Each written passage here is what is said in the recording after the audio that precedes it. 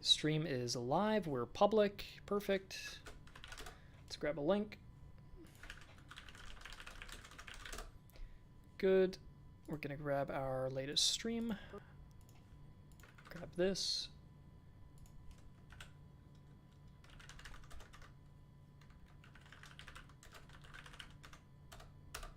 There we go. All right, we are live here. How do you get the taskbar back? Control Shift, Control. How do I get my bookmarks? There it is. All right, let's open up our factions. And here we go. Let's open up pop out chat. So this will be kind of fun, guys, I think today, because, and I don't know if we'll finish. I don't know how far we want to get. I don't really have too many goals. But what I kind of want to do is like evaluate all the unit stats and kind of just like rebalance a lot of the units and nations. So you guys can kind of give input. And then what we could do too is we can load up the game. And every time we make a stat adjustment, we can kind of see, well, once we, maybe if we finish like fully doing stats for a country, we could kind of load up the game and just like see how that translates in game to like their firepower or their move speed and that sort of thing. So you can kind of bounce between that. And yeah, it's tough to figure out because, and I'm curious what your guys' thoughts are on this. I've heard from a lot of people, you guys want like slow, methodical battles, and I kind of agree with that. But I think maybe the way you do slow, methodical battles is not by making the damage incredibly low or even the movement speed incredibly low. I think maybe it could just be if the maps are a bit larger and it took you a little bit longer to like find your position, meet the enemy line, find places to flank, find some terrain that you like. And then when the troops actually engage, they can take care of each other pretty quickly. Not get a lot of kills, but maybe their morale is more malleable and can actually shift quicker. I mean, and you could break units faster because I've found myself playing, and because we've balanced it around this idea of a slow, methodical battle, we have the units lined up, and I sit there and I go on the highest speed, and I just sit and watch as they fire back and forth with really slow reloads and slow damage. And then I think, is that really fun? And then I jumped into Napoleon Total War to see how they do it. And then I would line up some troops and I would go on fast forward as well with that. And I'm thinking, is it fun? Is it good to have the selling point that the game is slow, methodical battles, but in actual gameplay, you end up sitting there on a fast forward mode, waiting for it to be done with? So I want to find the balance because obviously I personally don't like super cartoony arcade battles where you line up and just blast and kill 300 guys in a single shot. That's not what I'm advocating for. But I do wonder, like, if you have 1,400 people and you shoot them and 10 guys die, and you end up having to shoot them like 140 times, and then you have to take 30 seconds between each shot. Now, obviously, you're not going to wipe. You don't want to shoot to completely wipe them out. Morale would eventually go down. They'd run away. But what I just mean to say is I don't want the players like forming up their battle lines and then going, oh, this is so boring. I need to go in fast forward mode because nothing's happening. So I think that's a really tough balance that we're going to have to try to think of. But yeah, Veal, I wouldn't only rely on map size. But what I mean to say is like just if the units spawn right next to each other and then you hit play and they blow each other apart super quickly, that would be way too fast. And then even if units spawn next to each other and they were just really slow, you'd hit to spawn in, your guys would immediately start firing, and then what do? You just sit and then fast forward. I think I just want to get away from the fast forwarding issue. Like, I want the battles to have a really good pace where there's enough going on. I think early game, I would not mind if early game, the first 1 or 2 battles, maybe a player fast forwards, because you only have like 2 or 3 units under your command. And so maybe some of those battles are a little bit more tedious. But then as you get the ball rolling and you're getting a larger and larger army, I just would hate to see people fast forwarding through it and just not engaging as much. And yeah, I agree with this. What we don't want is just a walking simulator, and then finally when you get there, you unload, and then everybody runs away. That would also kind of suck. So I think we just have to keep like iterating over it over and over again and try to find something. Yeah. Let me just reply to some comments because people are saying that the way we're doing the bust, or at least one guy's advocating for replacing them with blue rectangles. And well, I don't have to reply to this now. I just get myself frustrated at comments like these because I disagree with that entirely. Just using giant colored blocks to represent armies is not really the way to go, in my opinion there. Okay, so what we want to do is take a look here. So something I've done is, if we open up templates, no, not templates, averages, I've kind of tried to figure out what I think the average should be. Let's freeze this column. There it is.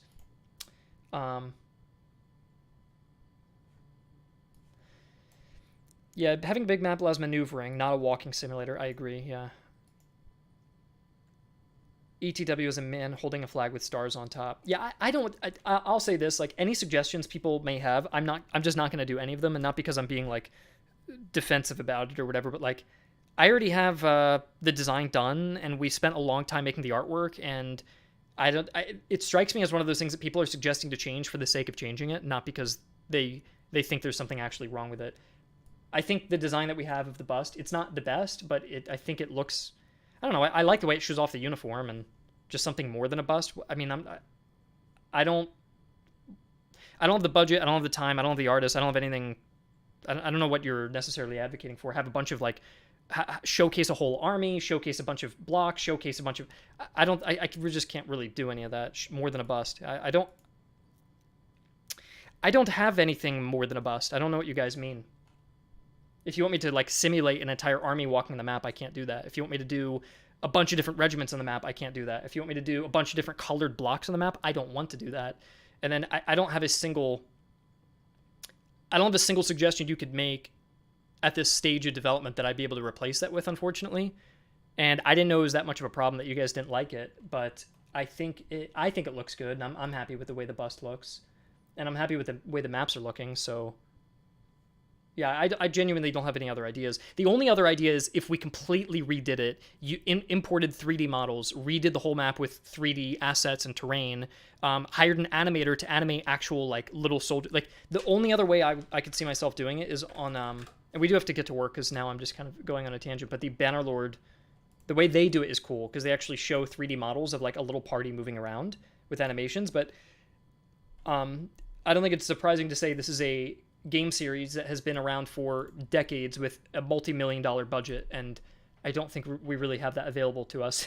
So it's not like I can create Bannerlord by myself. So I'm quite happy with the bus personally, and I don't really want to change them, and that's just where I stand on that. So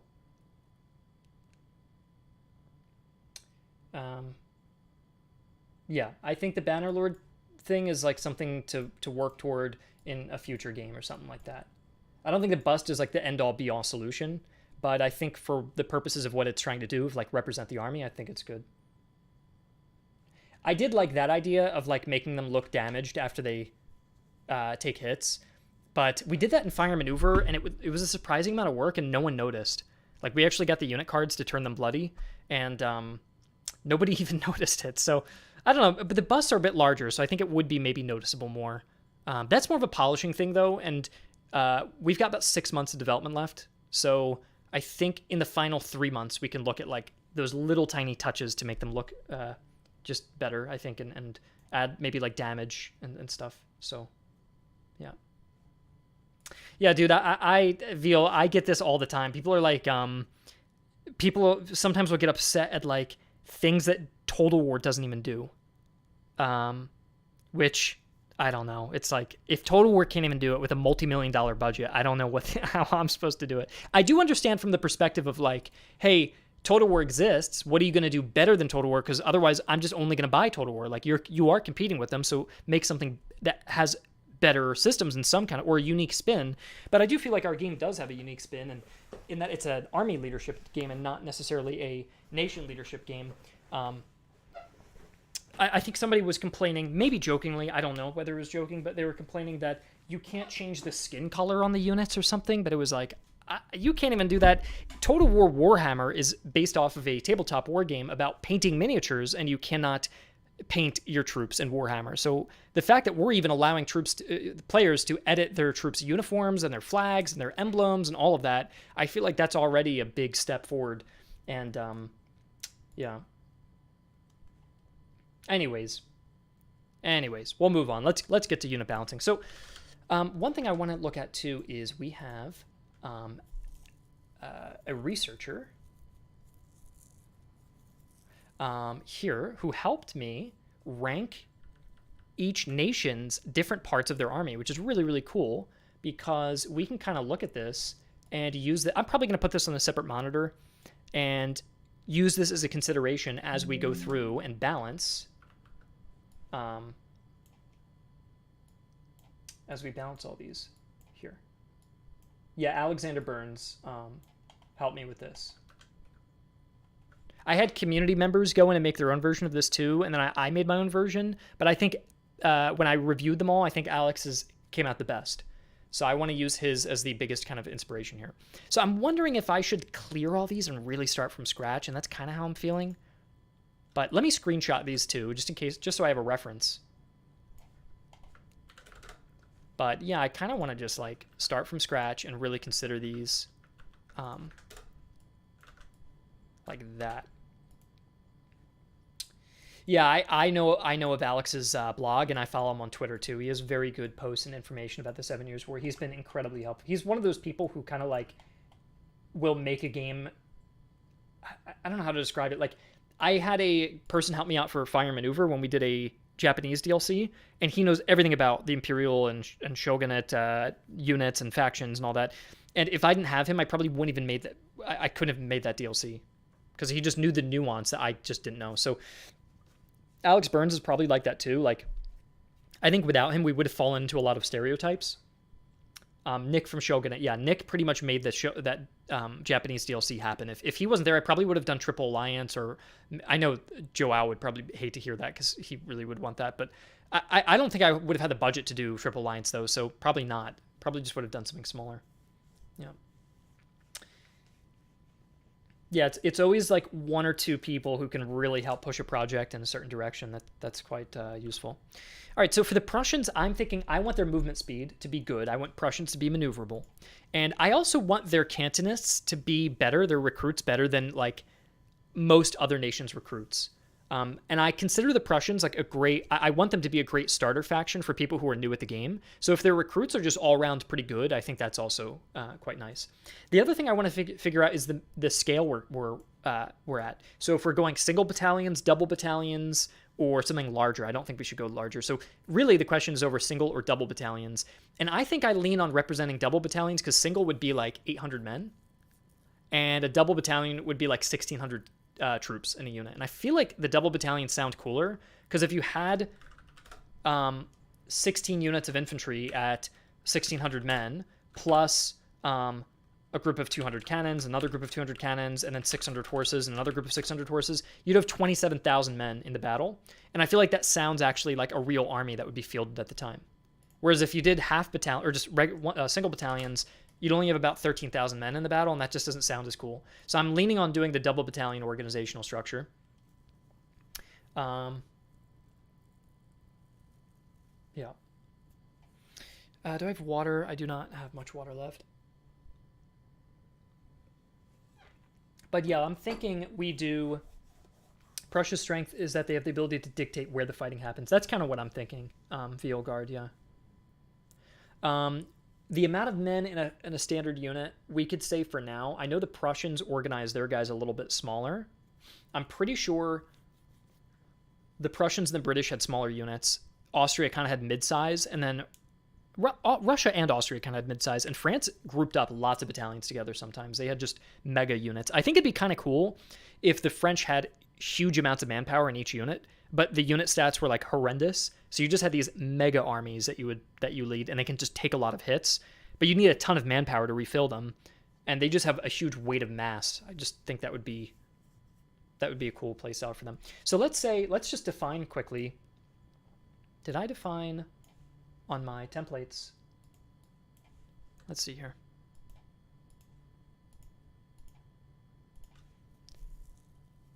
Yeah, so recruits are about 1,000 men. Line infantry is about 1,200. So let's say Cantonist recruits get 1,000 troops. Let's say that... yeah, D-Man, I'm thinking France will be the spam faction and not the Russians. I really don't think the Russians behaved in that way in this war. They didn't have a huge army because they were so far from home. They won most of their battles, and they stood their ground, and they were very, very impressive, their record. So if anything, and I disagree with this, partially for gamification and also just because it is controversial. Some people want to argue that Russia's got a more professional army than like anybody else, including the Prussians, that they're the highest quality faction. And I don't really want to lean that far, but I do think they could have the highest morale out of any army. I think they could be the ones that really refuse to break, and I think that could be part of their niche. So, yeah, so 1,000 men in a recruit. I'd say the land militia, which are kind of a militia unit. We could also say 1,000 men as well. Let me just screenshot my averages here.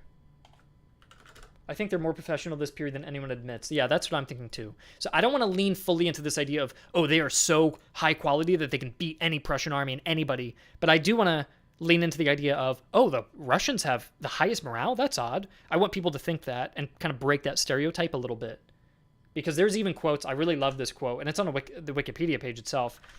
Is it Gross-Jägersdorf, or is it Kunersdorf? Or is it probably Kunersdorf? Maybe? No. Zorndorf.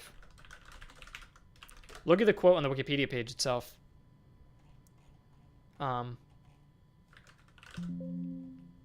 It's easier to kill the Russians than to win them over. The bodies of the Russians covered the field. They kissed their cannons while their bodies were cut to pieces. They still would not retreat. So, yeah, I do like that. And also, Frederick didn't really win this battle. He just, like, threw his men at them, killed a bunch of them, but they still held their ground. So, I really do like representing them in that kind of way. Okay, Prussian musketeers, I think 1,200 men sounds good. Veteran musketeers, we keep the same size. I think when you upgrade into veterans, I don't think it should change the size. The Frey infantry, these guys are like, they're more light style infantry, and the Fusiliers are more like a hybrid. They're kind of like Grenzers a little bit. So I think I lean on maybe making them like 800, so slightly smaller than a normal. Well, maybe 1,000. Maybe 1,000. Because they're kind of like the Musketeers, but they're just like a lighter version. And then the Jaegers, we can go down further. Or we could go 600 for Jaegers and 800 for Frey Infantry Fusiliers. And maybe that's good. I think I want to go with that. Prussian Fusiliers probably still at 1,200. And the Prussian Grenadiers still at 1,200. And Converged Grenadiers at 1,200. Lifeguards at 1,200. Now, yeah, the Grenadiers are standing Grenadier units. And Converged Grenadiers are when they would merge multiple battalions worth of Grenadiers into one big battalion. And so it's not just like a company detachment. This is like an actual full unit being fielded. So I think keeping it at 1,200 sounds good for Prussia. 1,200 is a nice number too for like an average kind of Prussian force. Provincial cavalry. I'm pretty sure for Cav, we probably want to go around 400. And maybe for Hussars, 400 as well. Dragoons, we could go a little larger. Maybe. I don't know if that makes sense to do. I don't know too much about how cavalry organization was, but maybe 600 and 600. So the heavier cav, it's a few more troops in them. And then lighter cav is a little bit smaller. Or would they all be the same size? I'm not quite sure. Some of this is just purely for gamification.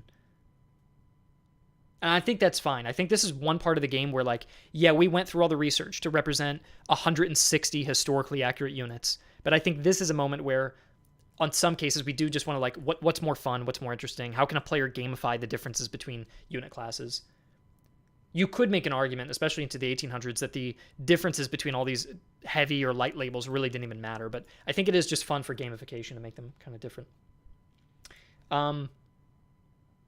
Artillery 30 to 50 men. What would be the size of an artillery unit? I feel like we might have to gamify that, because if it's that small, it would mean like if they get shot by anything, they're just going to immediately break. So I almost want to make it like 200 men, almost to abstract that it's like a large battery. There's other troops, there's support units, there's wagons, logistics, or just other things that are part of it. So I might make it like 200 or 150.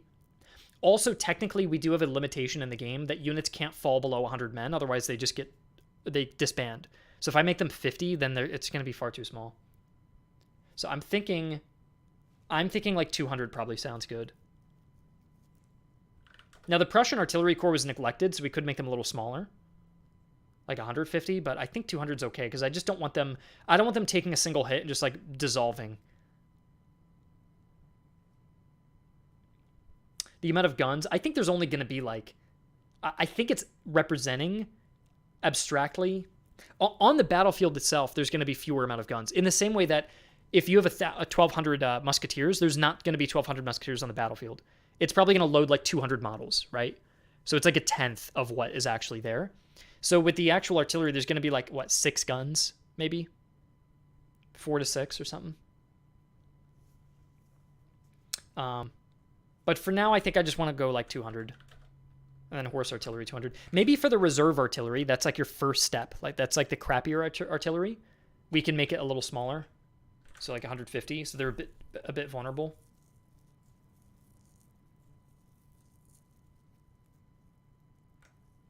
Yeah, dude, I am completely in agreement with this. I am 110% with this.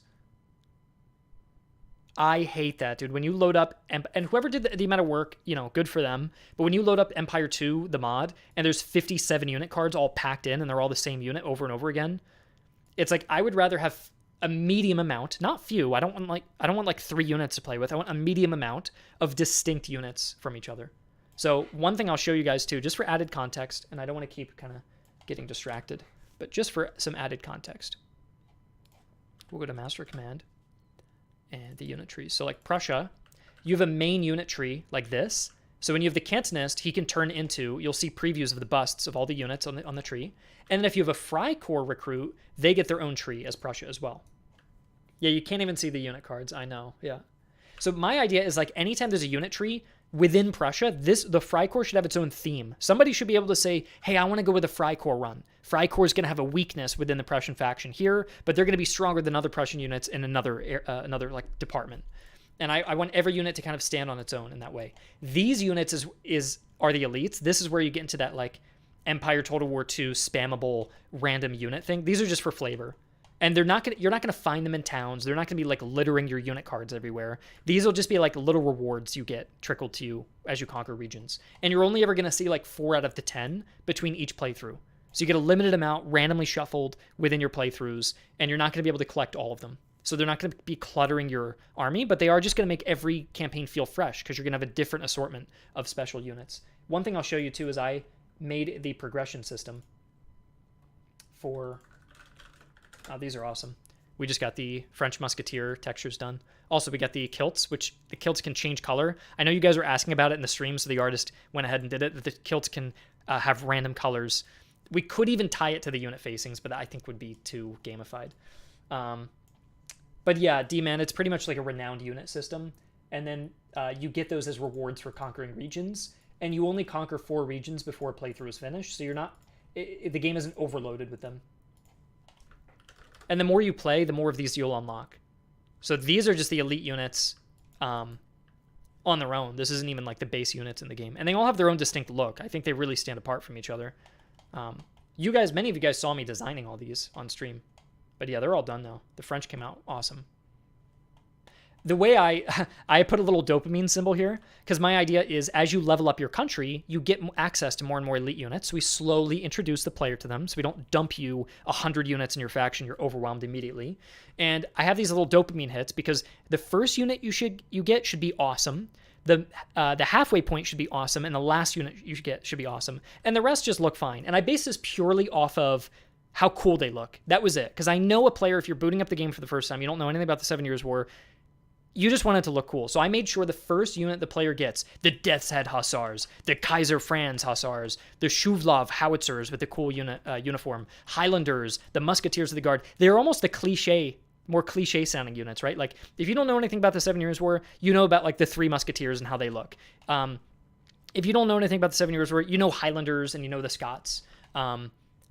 If you don't know anything about the 7 Years' War, you know this really cool looking unit with this awesome helmet and this big, like, Spartan looking hat. That just looks cool, right?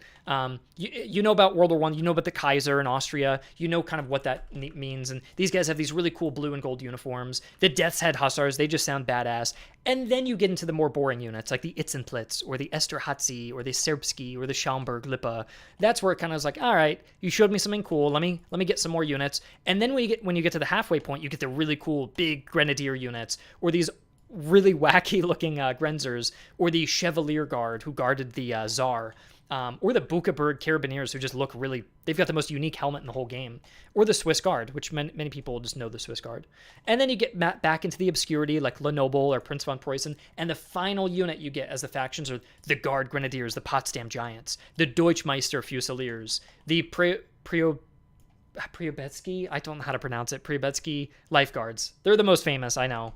You're going to hate me for mispronouncing it. The Coldstream Guards, of course, and then the Garde Francais for the French, too. So that's kind of like my idea between all of those elites as they are Preobrazhensky. I think that's how you say it. Okay. I know the Russians, the very prideful Russians, are going to be upset when you butcher their language. Okay.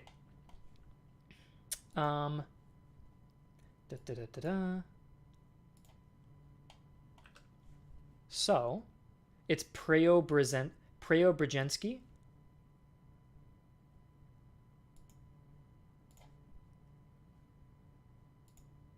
Oh, well. I'm just going to call them the Preo units. Whatever. But to me, what's important is on the unlockable elite units, all that matters is what looks cool as you go. And you feed them these like cool units. The historical accuracy will be there in the background. I'm tinkering with all the numbers, but like when you have a person who doesn't know about the game, you want them to be like, Death's Head Hussars, that's badass. Okay, I'm going to keep playing. And then you can weave in all these like obscure historical units as they go on. But yeah. Okay, would it make sense for the light artillery to have less men? Maybe. The horse artillery? The thing about artillery, it's in a weird spot, guys, because if they're too small, the units just break. And it's kind of like a limitation on the technical level. We'll revisit them, but I think we have to kind of standardize them a little bit more. Players will be able to control at once the amount of controllable units. Oh, it'll be 20 like Total War. Yeah. I found, Timmy, that like if you load 20 units, if they have the amount of models they have, and I think we actually show our units bigger than Ultimate General and Total War. I think the amount of models we load per unit is bigger than any of the other. I think I can say this, that the units loaded in game are bigger than any other 18th century war game at all. I think. There might be some obscure war games I'm not considering, but with 20, the battlefield is huge. It's like, I think it just becomes intimidating when it gets past that level. So, yeah. Okay, cool. Yeah, Merritt, that's exactly what I was going for. I was really trying to mix the famous units that people are going to just know, and then also some of the obscure ones that I think some of like, there could be a reenactor in Germany who does like 7 years of reenacting going, holy shit, they represented my unit. How do they have the Schaumburg Lippe? Like, I want a couple little bits of that for the people who really appreciate the history. Okay, then we get into the Freikorps, and I think the Freikorps, because they're less professional, they should just be kind of like a downscaled size of all the standard Prussian units. So the recruits should be like 800 men, and then the line infantry should be maybe only 1,000 instead of 1,200. And the light infantry should maybe be 400 Jaegers instead of 600, and that the heavy infantry should be only 1,000. I think they should feel like a less professional fighting force. And then their cavalry should kind of maybe undergo that same thing where it's 100 guys less. So 300 for their light cav. Maybe 300 is too low. Maybe it should just be 400. This way it's kind of standardized with their Jaegers too. I don't want to go too low, so I think that's good. And then the artillery could just be at 200. I don't want to go too low again for that. I think there is such thing as going too low. Do you guys prefer if we did one faction at a time? Or now that we're talking about manpower, should we start doing all the manpower for the other countries so we can contextualize them one by one? What do you guys think?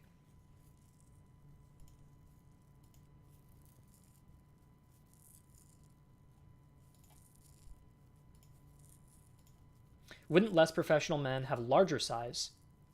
Maybe Veal Guard, but they're supposed to feel like a detached, think of it like this. If you had a mass citizen militia, you rose up from the ranks, they would have like more men, right? You're cutting standards. But if you had a guerrilla force fighting in the forest or fighting in the jungle, or you had a detached like irregular army that wasn't even part of the regular forces, and they had to rely on their own recruitment methods, and they aren't even fully attached to the state army, you would think they're kind of like smaller, more agile units. Like, I think of these guys as like the hit and run. I don't think of the Freikorps as like the spammable hordes. I think of them as like, there's few of them. Maybe they break easier too when they're shot at, but they're faster than any of the other units. You can reposition them, getting them into forests, hit and run. That's kind of how I want to do it. Yeah, what do you got? You want to do one at a time? One unit at a time? Or one column? I'll put a vote. How do we balance the units? One country at a time, or one column at a time. So like each stat one by one. So do all the men, then do all the charge damage, and then do all that. Let me know what you guys prefer. Because there's kind of benefits of doing each, but yeah. Yeah, merit, that's what I'm thinking, like an independent party of rebels or patriot volunteer. If you look at the freikorps in their context, I know this is just Wikipedia, so I don't trust it fully, but if we look at their usage in their origins, Frederick the Great raises them. They're unreliable. They're mainly used under minor duties, and they're kind of like, and they're deserters, and like they're kind of pushed off on the side. So deserters doesn't seem like the unit that would have the biggest number of men. They just seem like a ragtag smaller force that is like quick and dirty, like maybe good melee and good movement speed, but they're kind of lacking in other areas. Okay, one faction at a time. Okay, let's do that. I agree with that, honestly. All right, now let's move on. Let me get water, because last time I did a stream, I talked so much, my throat was sore for 2 days. So let me go grab water so I don't end up having a sore throat. I'll be right back. While I'm gone, you could admire my little unit list, just if you want to look at it.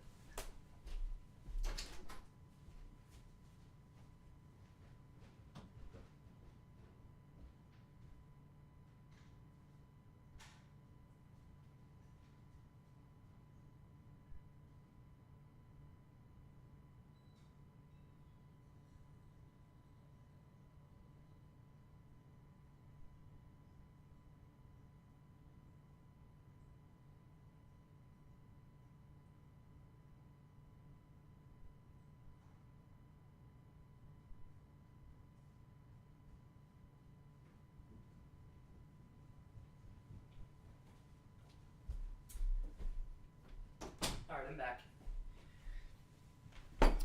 Alrighty. Yeah, the difficult thing with the Kievsky Musketeers is the Kievsky Musketeers and the Pekovsky Musketeers use the identical regular infantry uniform. So I had to do something to make them look more unique. In fact, Pekovsky doesn't even look that unique. I don't even know. I think I just brightened their jacket. I think the regular Musketeers just have a darker jacket, so they just stand out. They pop a little bit more. And then Kievsky, I tried to give them like a double crossbelt to make them look cooler too. Yep. According to Kronoskov, the Freikorps only had a single battalion per regiment, so they should definitely have less men. Yeah, that's what I'm thinking. I think that's the way to go.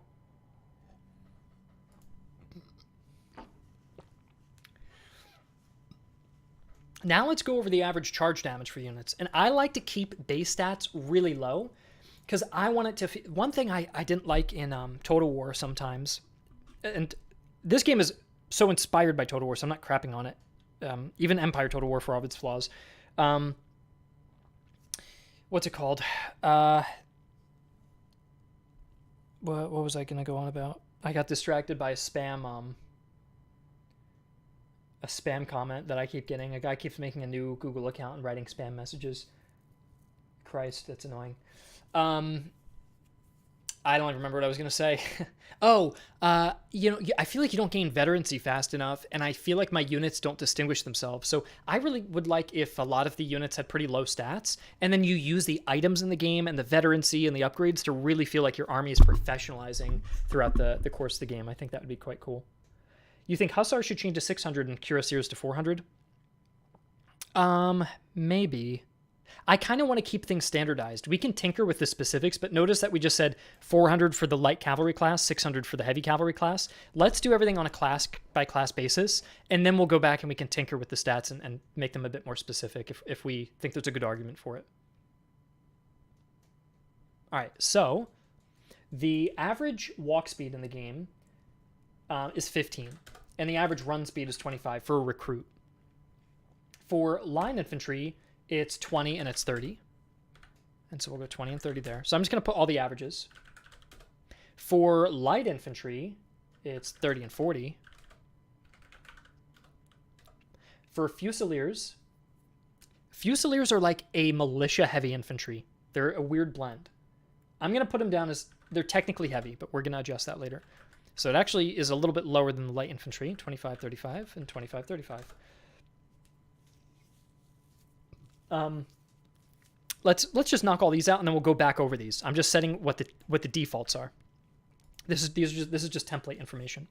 So light cavalry is going to be 35 and 50, 35 and 50. Then we go 30 and 45 and 30 and 45. And then artillery, I don't even think it has really a speed right now in game. We're still working on it. So I'm just going to set it as 10 and 10, and we can change artillery later. They're kind of like the least baked part of the game right now.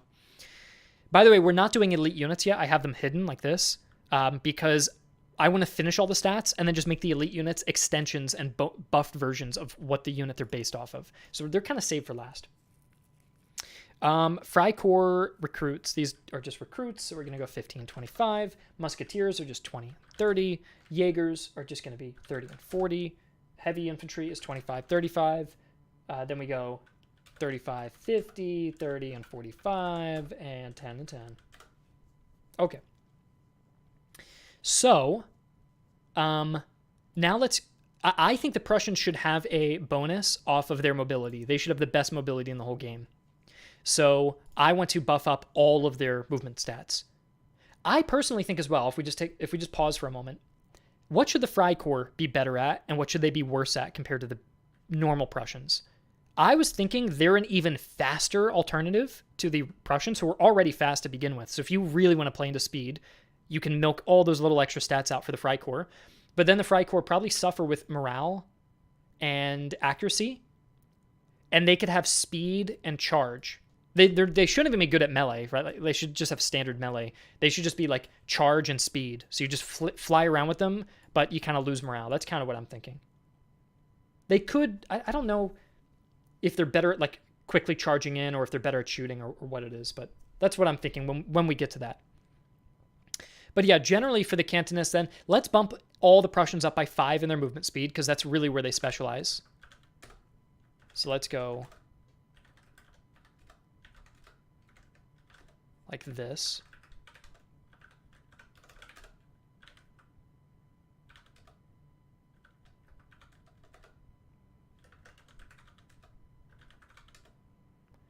And then, now here's the thing about the Prussians, their cavalry is not very good. So I actually think either we lower the Prussian cavalry speed from the default, from the base value, or we keep it the same. What do you guys think? Because Prussian cavalry, they're not bad. They aren't bad, but they're just not the best compared to the other countries. And what did Alex rank them as? Light and heavy cav. He gave them a 4, which is actually not a bad rating. So they're better than the British, but most countries have a 4. Most countries already get a 4. So probably just keep it the same.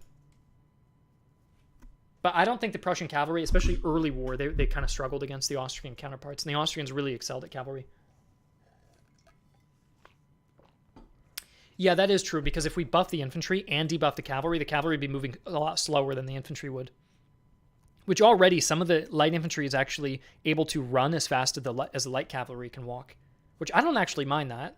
Like a horse at a regular trot and an infantry sprinting, that could be the same. That's totally fine. Keep it average, and there's better way to nerf them, like morale. I agree. I don't want to play around too much with movement speed, because it will look really silly if some units are like flying across the battlefield and other ones are moving very, very slow. So, yeah. Timmy, I don't actually know how the length of a battle would be late game. I haven't really gotten there yet. I've played early and mid game battles, but I'm still like really trying to refine that part of the game. We've got about 6 months left, so I'm really trying to get early and mid game done, and then in a couple months I can probably get you some good late game information. Yeah, you can definitely run as fast as a trotting horse. That's right. Yeah.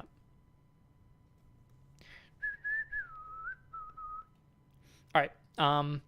Artillery, we're just going to leave the same. I feel like we should take the stats for the regular Prussians, and they should be even faster. I want these guys to fly. Not their cavalry. Their cavalry can just stay normal. But I want these guys to be...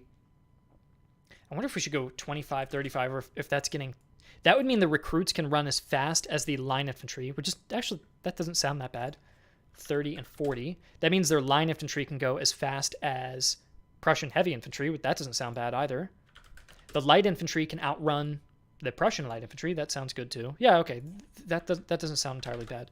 And then Freikorps grenadiers can actually run as fast as the Prussian light infantry, which puts them in an interesting niche, I think. I think that's quite cool. Does formation change movement speed? It does, yeah. These are just your base value movement speeds, and then they're going to be modified by the type of. So if you form them in like a really long column, if they're going to buff up all their movement speed, but their like accuracy is going to be horrible, and their firepower is going to be horrible because there's not enough ranks of men.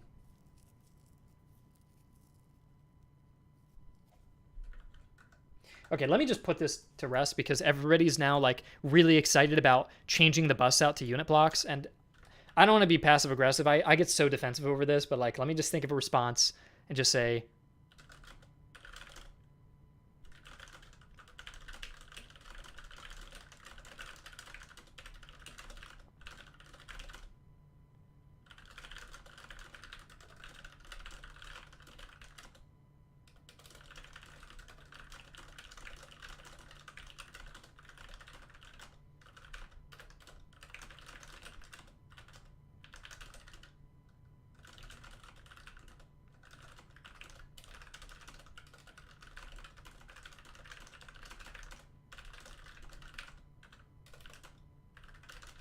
there. Okay, that's it.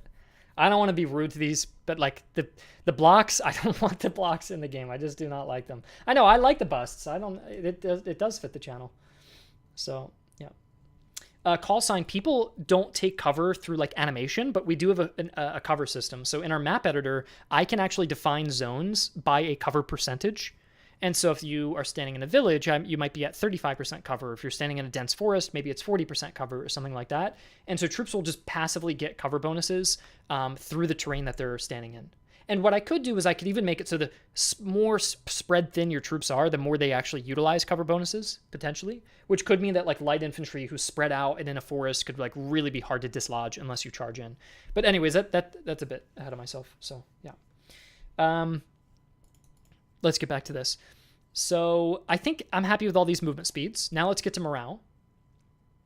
Cuirassiers should be slower than Dragoons. Oh yeah, let's, well, you know what, Mac, what we're going to do is we're going to set these by category, and then let's go back and then do specific units. So right now we're just saying, hey, this unit class is at 30 for all the heavy infantry. It walks at 30 and it runs at 45. Then when we finish filling in all these stats, we'll go back and go, you know what? I think the Cuirassiers should really excel in this one particular role. Or you know what? These Fusiliers are worse than Grenadiers. Like right now, obviously, Fusiliers, Grenadiers, and Heavy Grenadiers all have the same stats, but we're going to be able to tinker with that at the end. That's kind of what I'm thinking. I think that's a more I like to run things systematically just so we really get a good like overview idea first. So let me open up my averages, and now let's move on to morale. D-Man, yeah, I do want friendly fire, but I want friendly fire not to hurt your own guys, typically. I want the guys to just not shoot if there's someone in the way. They should just automatically, if you have a regiment right in front of you, they should automatically hold fire until you can free up that position. Artillery could cause friendly fire, so if you did have a melee and you fire in, there's splash damage. Same with grenades. But you shouldn't be firing through your own units. And Timmy, yeah, AI will function the same. Honestly, we're not even doing a difficulty setting in the game. That might be a bit controversial, but we're not doing easy, medium, hard. You have challenges you can turn on. So this is brand new. I'll show you the challenge system. This is how you unlock new armies as well. So these are all the challenges and tied to certain army compositions. And you could toggle on as many as you want. So you get to kind of customize the difficulty, and it tells you exactly what the difficulty does. So if you're like, hey, I feel like the battles are way too easy and the campaign's fine, then you just turn on incompetent leadership for damage received plus 25%, turn on disloyal allies for an army morale penalty, and then turn on enemy underestimation and boost the enemy's morale. So you could kind of like customize your own AI configuration or your own difficulty to feel like however you want to play the game. Yeah.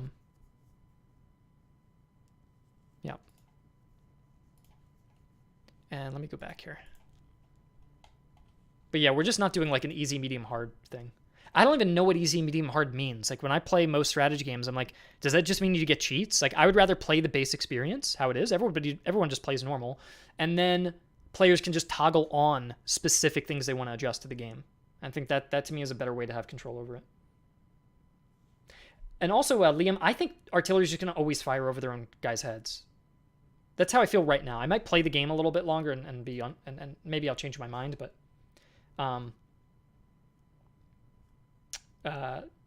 yeah, like I just find it Total War, like artillery is almost useless because they just fire through their own guys all the time and kill them.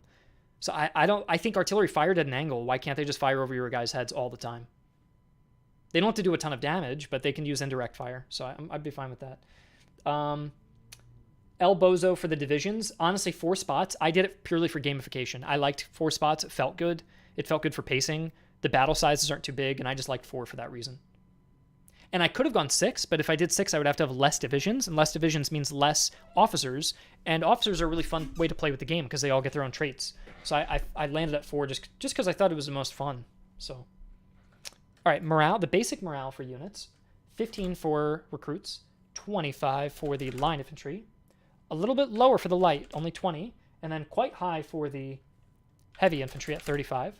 Light cavalry goes all the way back down. They're kind of like the light infantry, and then heavy cavalry is really high morale. And the reason they have really high morale is because they're getting into charges often. And if you get into a charge, it's a test of morale. Both units, when you charge, immediately take a huge morale penalty. To just say, hey, is anybody going to run away before people start killing each other?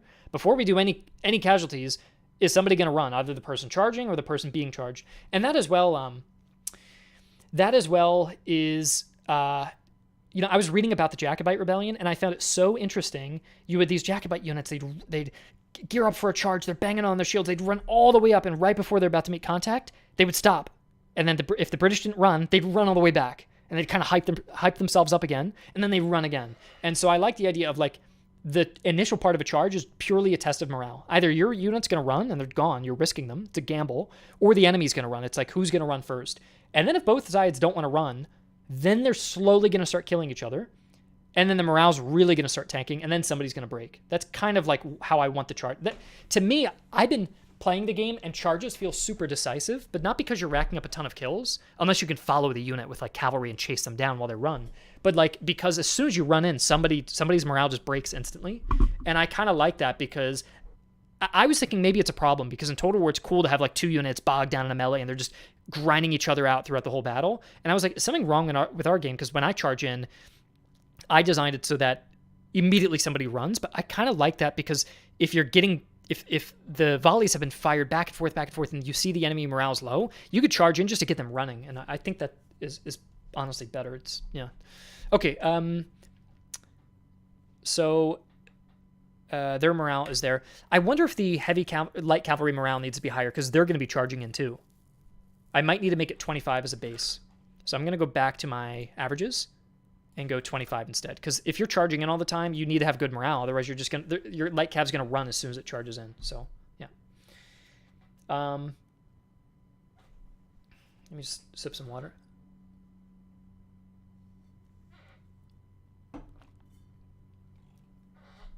Yeah, Merritt, what you're saying about the rules of like 4 and 2, I think that's what I was doing with everything.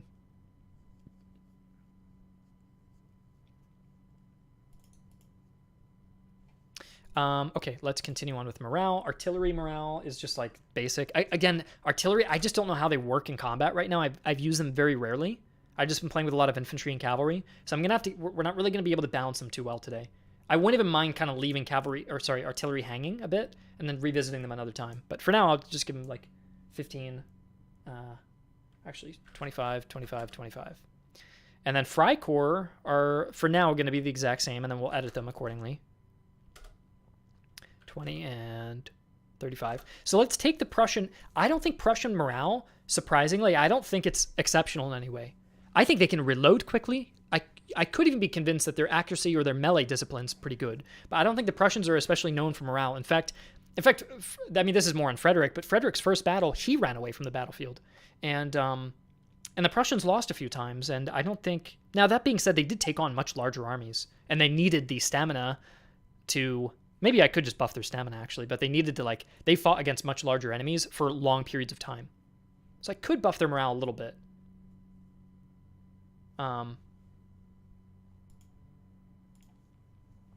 Maybe I will go buff them by 5. Yeah, I think by 5. Then the Austrians won't have any buff. They'll just be average. Then the Russians will get a buff by 10. Then the British will get a buff by 5 as well. And then the French will get a debuff by -5, I think. That's kind of what I'm thinking. All right, let's go ahead and do that. 20, 30, 30, 30, 25, 25, 40, 40, 40, 40. Now, should the cavalry also get a morale buff? Probably not. I think I would say Prussian cavalry is probably the most average out of the entire war. So I'm not going to touch them. And artillery is very average too. If anything, Prussian artillery is the most neglected. That I would even lower it because they looked down on the artillery corps. And then the freikorps would probably get lower as well because they're kind of like this irregular force. So I may actually lower them by 5, and so they're a lot less dependable. Especially the recruits might break fairly quickly. So freikorps recruits, you got to be quick, try to flank around, and use maneuverability. All right, now we move on to stamina. The base stamina would be 20, 30, 30, 30, 54 light infantry. I think they should have a lot of stamina because they're running constantly. And the heavy infantry are just better than the line, but they're not better than light. Light cavalry is 55 because these guys are sprinting. Heavy cavalry at 45. Artillery, again, I don't know artillery stamina. How much are they running around? I don't know. So, again, it's just really hard to balance. I'll say like 25, I guess. Don't know. And then we'll go 20 here, 30, 50, 40.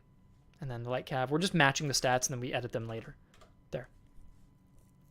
And the freikorps artillery is just going to match everything else for now.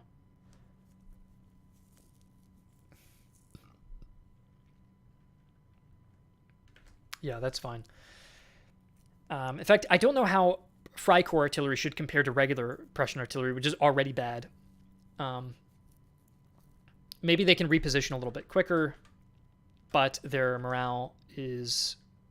I think the morale is already getting debuffed, so yeah. You think that the freikorps should have more stamina? Probably because they're running a lot, right? So we get buffed by 5. So 25, 35, 55, 45. Even their cavalry, too. I wouldn't mind if their cavalry actually got a little bit more stamina, even if its speed is not super impressive. Though I wouldn't mind actually buffing freikorps cavalry, because they are irregular. It's kind of like your pseudo-Cossacks are just not going to be as good, so... Hey, Strat Gaming Guides, this is right up your alley, isn't it? Because we're just messing with numbers. You saw my last time I was banging my head against the wall doing unit stats. This time we're actually getting into the thick of all the numbers right now, so... Will the player be able to run down routing enemy units with cavalry? Yes, you can. You can definitely do that. In fact, you should. Like, I play with... I've been playing the Prussian composition called the Freikorps Volunteers, and they're a Prussian composition that actually starts with hussars and a Jaegers and some recruits. And I usually put the recruits on the center, put the Jaeger on a flank to just kind of like prod around, and I have the hussar just waiting and just like wrapping around. And any units that break, I have the Freikorps just gobbling everybody up in the back. So that's how I've been playing with the Freikorps composition.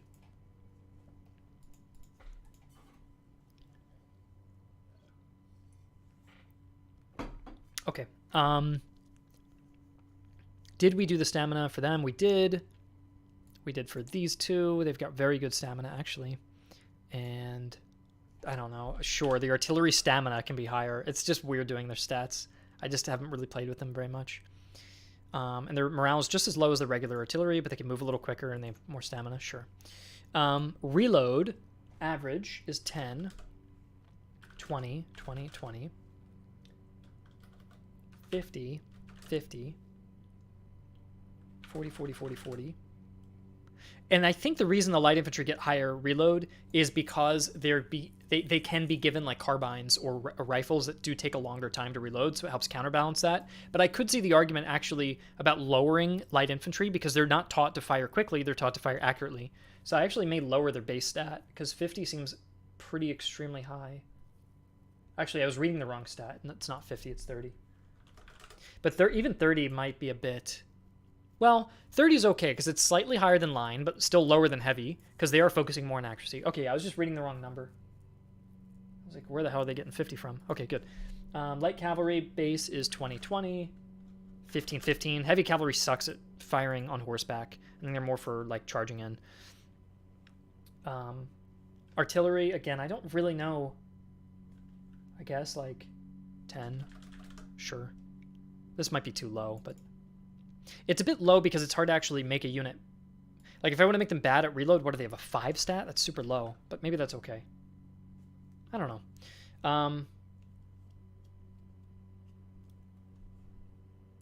Let's see here. Freikorps recruits. Reload, we're just going to do the standard amounts. And light is 30 and heavy is 25. Did I do that right over here? Reload is 25. Would it make sense to give Dragoons a higher reload? It probably will. I will go back over it, and when we pick out specific units, in the same way that, like, look at all the 4 heavy infantry, they all have identical stats. So we'll probably go back and tinker with individual ones. But as a base, heavy cavalry has a lower reload, especially like cuirassiers. But you're right, for Dragoons they would be higher, so we can go back and fix that for sure. The reload is 10, 20, 30, then down to 25.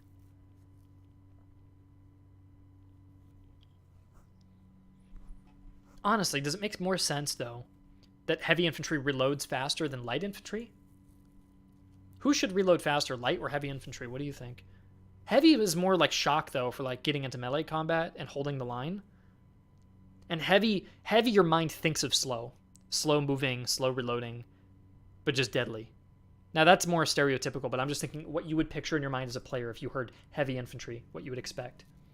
So yeah, heavy, yeah, I think that makes sense. Okay. And then provincial cavalry here, we're just going to go 20 and 20, and we'll go 10 there. Okay, now let's look at the difference between the freikorps, or just in general. Okay, in general, the Prussians should get a 10 to buff to all of their reload speed. So we're going to go 20, 30, 30, 30, 40, 40, 35, 35, 30, 35. Cavalry, not so much. Artillery, not so much. Freikorps, they can follow them with a faster reload. I think that plays into their speed idea.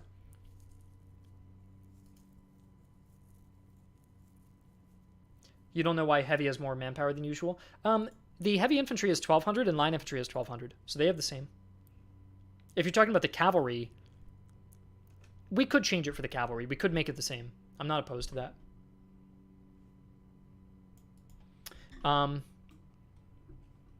Now, accuracy is 10, 20, 20, 20. Light is 30, 30. Heavy infantry is 25, 25, 20, 25.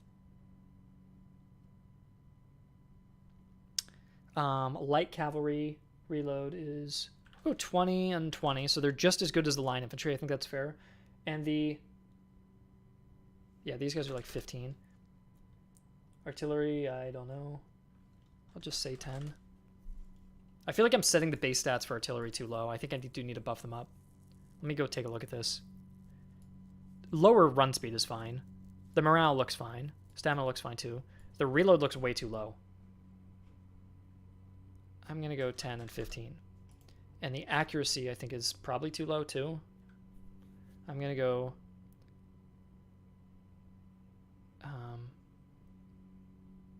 actually, that's fine. Yeah. Melee attack is 1 and 1. That's fine, too. Okay, yeah. That should be good. And we'll go 200 and 250.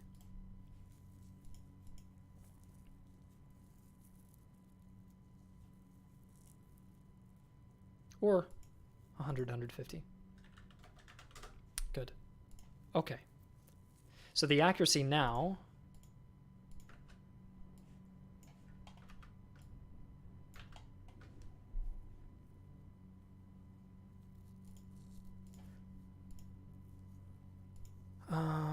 let's see here.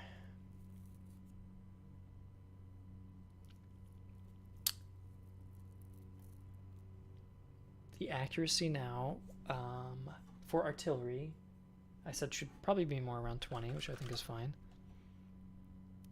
Yep. And then freikorps is just going to copy the normal stats for accuracy. Just 10, 20, 20, 25, 20 and 15, and copy 20. Okay, now Prussian accuracy is not really notable in any way, so I think I can leave them for the most part. The freikorps might have crappy accuracy, though, because I don't think these guys are being taught very well. So I'd go 15, or 5, 15, 25, 20, 15, 10, and 15 on their artillery accuracy. Hey, Field Marshal, how are you? Now we get to melee. Horse artillery should have the highest speed. Yeah, of course, Liam, you're right. I forgot to actually edit that.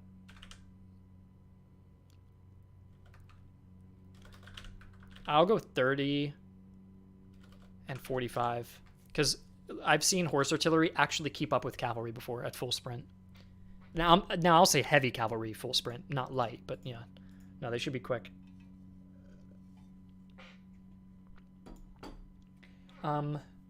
Recruit, melee attack, we'll go 10, 25, 25, 25, light, 20, 20, heavy,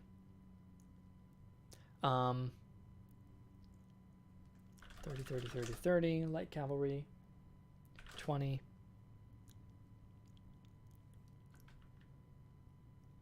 actually, sorry, that's 25, 25. I do need to dim these.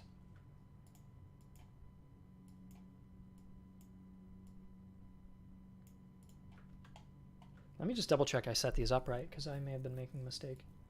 Let's check. Light cavalry 35, 50, 35. The morale of cavalry. I set the light cavalry at lower, which I don't think they need to be. That's wrong. I set 55 on stamina, which is right. 20, 20, 25. That's right. Okay. The melee on heavy cavalry on average is going to be 30. I think that's about right. Just the same as heavy infantry. Their main thing about the cavalry is more about the charge impact, not the actual. If anything, hand-to-hand combat over time, cavalry should lose out. They should be more about the impact of the charge. So yeah, that's what I'm thinking. Artillery, I'll just leave this at 1.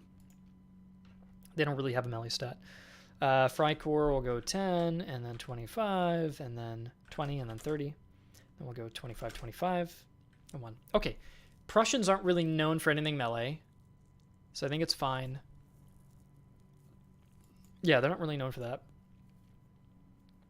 Freikorps not really known at that either. If anything, they'd be sloppy, but I don't want to debuff them even further because they already have low accuracy and low morale.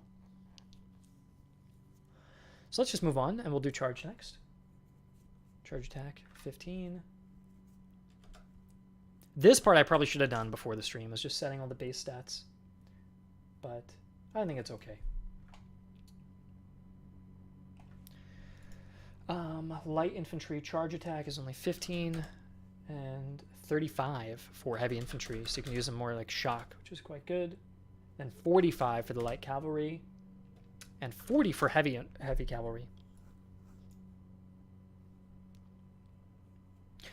Are bayonets a thing you can add to units? Yes, you can actually, Liam. You can actually choose bayonets, and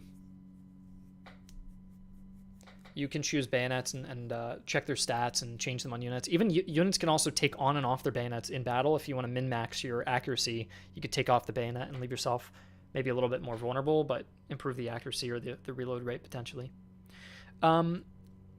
Should heavy cavalry charge harder than light cavalry? How I have it now is heavy cavalry charges a little worse, but they're better at a long term. Like they'll stay in the fight better. But light cavalry hits really hard, but then they just kind of fall apart. Which I think is better, because I feel like a hussar sounds brutal. A light hussar slamming into the formation, it's terrifying. But if you can hold the ground, you can fight it off. Whereas a slow-moving cuirassier hits into the line, it still hurts. But these guys are going to be harder to take down than like a reckless hussar, who just seems like high-spirited, crashing into you. So I feel like this makes the light cavalry more hit and run. And it makes the heavy cavalry, they still hit. They're still better than all the infantry when they hit. But they're better at long term. I think that's probably better. Yeah, if you put light cavalry against light infantry, you would melt them, like 45 stat against 15. When a charge is initiated, you actually we compare both units' charge stats. So it'll see how good a light infantry unit is at charging compared to light cavalry when they're hit. And then it'll kind of test each unit. And then they go into the melee stage afterwards. So yeah, the shock is way harder here. Then we get into these guys. 15, 20, 15, and 35. 45, 45. Now, I think the freikorps should get a buff to their charge by 10 across the board. I think we should go 20, 25, 20, and 40. Even their cavalry, I wouldn't mind. Well, no. I don't want to give them a buff to their cavalry charge because I want to save that. I don't want their cavalry to be as good as like the Austrian or Russian Cossacks. So I'm going to give, they have better stamina, they're fast, but they're nothing special about their charge. They're just as good as the regular cavalry, but they're just faster. And I think that's a good way. I don't want them to be overpowered because then you have no room to play around with the stats of like the Cossacks. I want them to be able to be just really deadly. Okay, that is all the base stats done. So now we can kind of move on to the fun part and now just tinker with all the little individual units. And the best part of this is, the very best part is, this is not a multiplayer game. So we can make stuff out of balance, out of whack, just purely balanced for fun. We don't have to like really consider every tiny little detail. We can just make them fun. So let's start with the base units, and we'll do freikorps last because see how they're kind of detached. Let's figure out the base units first. We already mess around with the run speed. Line infantry between the land militia. Land militia is like the across between the cantonists and the musketeers. They're a militia unit, but they're not quite as bad as the cantonists. So I want them to have kind of a cross stat between musketeers. So we could even go 22.5, 32.5. I kind of want to make them like a halfway bridging the gap. If we don't like that, though, yeah, I don't know if I like splitting the numbers like that. So I may actually just give them some buffs or some just lowered areas and then some buffs compared to the recruits. I'd say they're better at morale than the recruits. They've got the speed down for the recruits. I have the line infantry. So, yeah, they're matching line infantry. The land militia are matching line infantry in their movement and maybe their morale. And maybe, well, the stamina, they've still got the stamina of the recruits. They still probably have the reload of the recruits as well. In fact, we could even make that like 25. So they're kind of halfway there. The accuracy is more of like halfway, I'd say. The melee will say halfway. And charging, I think, is fine. I think militia can be pretty reckless if they run in. So you can kind of see they're like building their way up to being line infantry. Line infantry, I think their stats are perfectly fine. The veterans across the board are just better. So I think, now that's an interesting question though. Should veteran musketeers just have better stats flat across the whole board compared to regular musketeers, or should they excel in a specific way? Probably excel in a specific way, because I think if you give them a 5 buff on everything, that's maybe a bit extreme. Probably should just be maybe 2 stats that they excel at compared to regular musketeers. So they're going to say, hey, we're like the regular musketeers, but we're going to pick 2 things that we're going to be even better at. And I think for Prussia, their veterans could maybe hone in at shooting a bit better, because Prussia really doesn't do anything with accuracy. So these guys are a little bit better at shooting, and maybe they've really focused on, yeah, strat gaming guides. I agree with that. Especially because in the unit tree, look at this. You either go down the veteran musketeer line. Where's my layers? There they are. You either go down the veteran musketeer line, or you go down grenadiers. You pick, they're both on the same level. This one's just a little cheaper. So I'm thinking this one could get like, I don't know, accuracy and reload or something. And then this one might get like, yeah, a little bit of accuracy, but let's focus on like melee and morale. So this one's just generally better, but maybe this one's just got a slight bonus somewhere else. And these guys could be more based on shooting generally for most nations. And grenadiers are more focused on melee and shock damage. Veteran musketeers, though, should still excel in one particular part from the grenadiers. They shouldn't just be inferior in every way. So what I'm thinking is, compared to regular musketeers, they get buff and accuracy. Maybe an even higher buff, maybe at 30. But 30 is as high as a light infantry unit, so that's a bit too high, I think. I do want them, though. If I just do 30 and 25, they're just better. They're like as good as certain grenadiers, but just worse everywhere else, which I don't like. I think there should be something about a veteran musketeer that's like, oh, that's slightly better than a grenadier just in one aspect. But grenadiers generally should just be better. So let me think what they could be, because I want them to punch up just a little bit. I could make a veteran musketeer have a 30 accuracy. They still don't have the movement speed. They can't run as quickly as your light infantry, but they'll do as much damage. Maybe. It could be reload speed as well. Maybe just making them more efficient. So they reload as the light infantry, but light infantry still has an edge over shooting. Yeah, I think that probably makes sense. And this way, veteran musketeers are a little bit more fast than the heavy infantry, which probably makes sense because the heavy infantry isn't as fast. They're heavy, right? So I think that makes sense. And then we could even buff their move speed a little bit. What have we already buffed? The morale could be a little bit higher. Accuracy is a little higher in reload. They're slower than the heavy infantry. Maybe they should be as fast. They'll just be as fast. So this way, heavy infantry still has a morale bonus. But they're still better at morale. They're still better at stamina. They're worse at reload. They're as good in accuracy. They're better in melee, and they're better in charge. I think that's probably better. I think that's probably good. Okay. So then we get to the Fusiliers. Now, the Fusiliers are like the militia of the heavy infantry. They're actually pretty far back on the unit tree. They come right out of the Cantonist recruits, and they're very cheap. They're like deceptive. I think basically, you know how funny this would be? I think they should have the charge damage of a heavy infantry unit, and everything else should be like that of a recruit. That's how bad they should be in the other areas. In fact, we could probably say maybe like Landmilies. Oh, I'm sorry. I was pointing to Landmilies. The Fusiliers are one more down. Okay, yeah. No, they are a little bit better. I thought this was Fusilier at first, but they are a little bit further down. Either way, the sentiment still stands. I think they should still feel kind of like a militia-heavy unit. But yeah, maybe like they basically are like the land militia, but just with the heavy infantry melee stats. I think that would be quite interesting. So we'll take the land militia and actually paste that into the Fusiliers like this. And then we'll grab their melee and bring it all the way up like that. So you're able to reform them into just a better melee unit. And then I'd make... Some people also say the Fusiliers are actually worse than regular Prussian musketeers.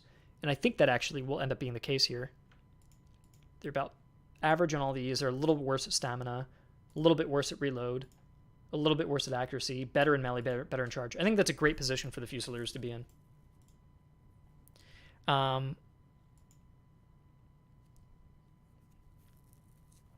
Prussian Grenadiers.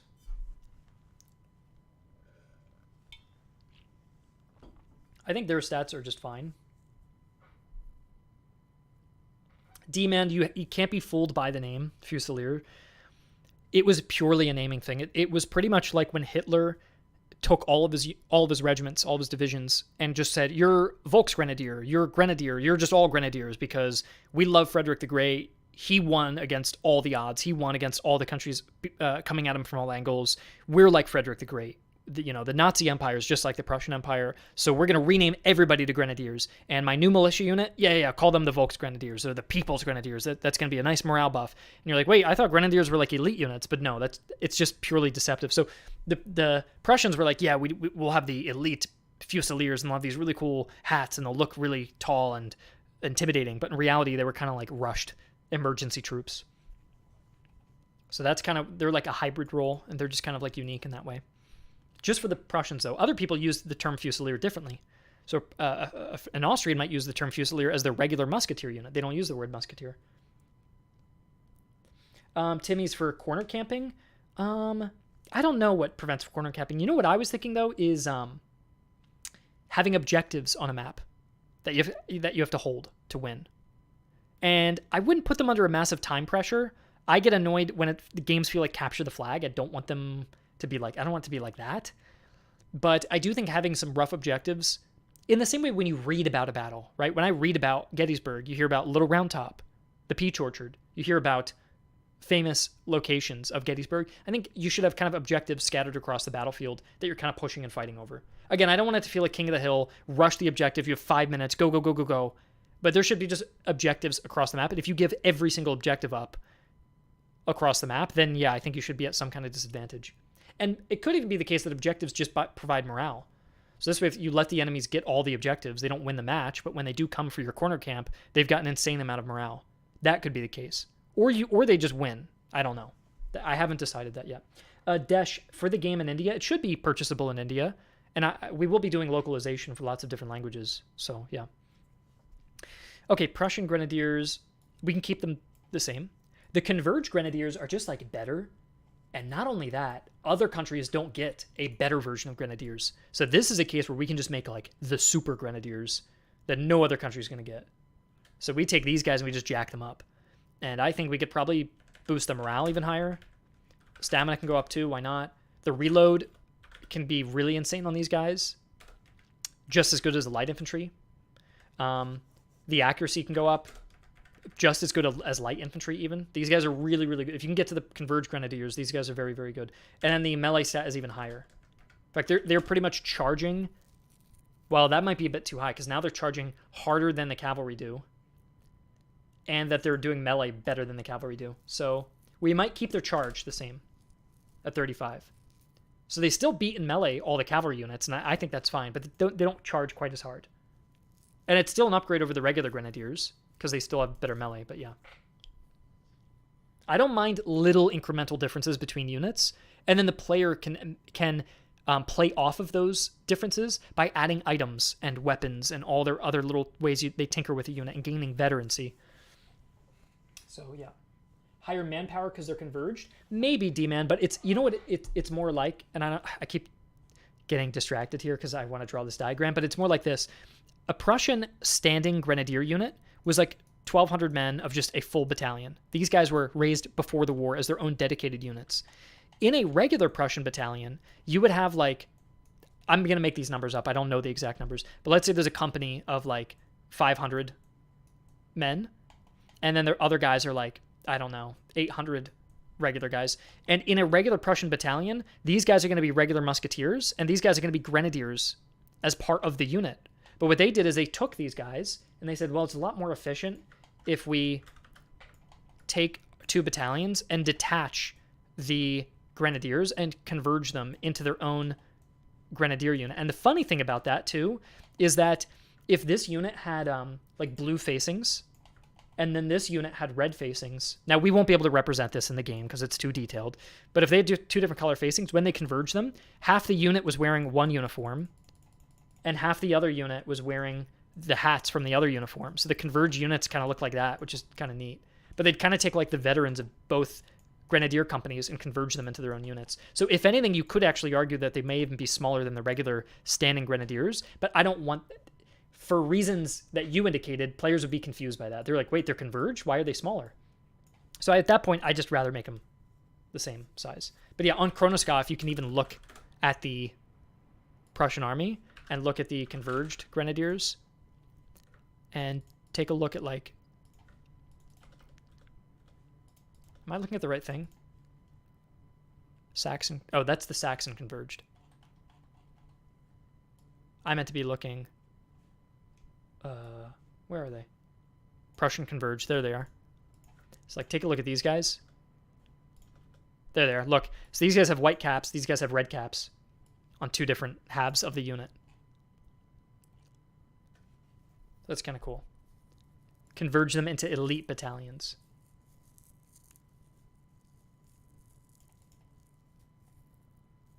Three companies of Dachau and 1 company of Retzau.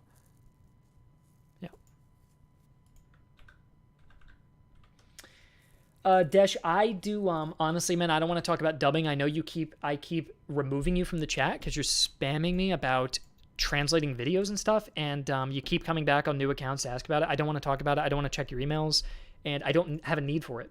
I can localize my videos and my game myself, so I do not need your services, and there is no soliciting here, so please don't try to come in my chat and sell me things right now.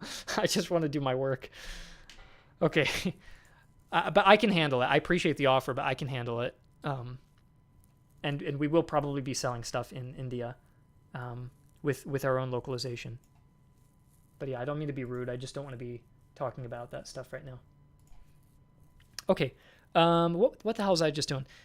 Okay, we have the converged grenadiers. Now we have the lifeguards, and the lifeguards are like elite versions of the veteran musketeers. These guys kind of diverge into 2 separate paths where you just really specialize in melee or you really specialize in shooting. And so the lifeguards will kind of be like, I'm going to take the veteran musketeer stats for the lifeguards here and then buff them up in some particular way. So Converge Grenadiers got buffs in how many directions? 1, 2, 3, 4, 5 different directions they got buffed. So I want to buff up the lifeguards in 5 directions. First thing I want to do is probably bring up their charge damage. So that's 1. Probably bring up their melee. Still not as good as the Converge Grenadiers, though. Bring up the accuracy up to 35.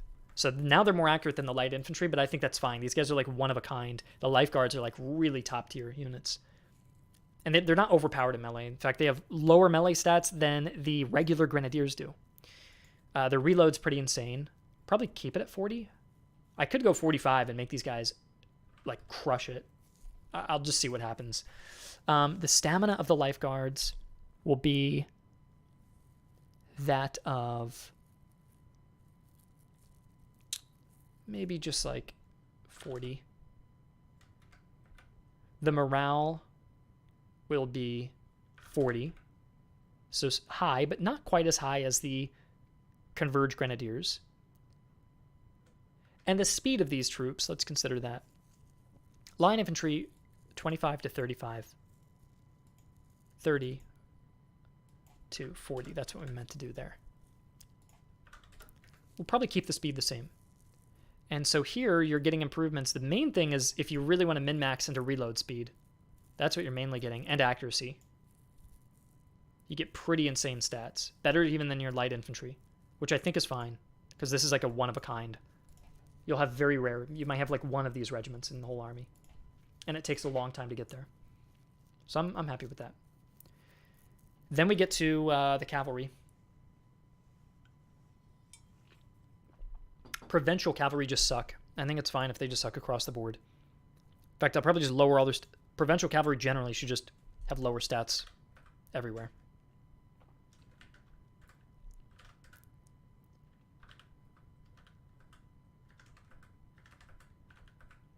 There. And then hussars, I think hussars are really fragile. But they're just so...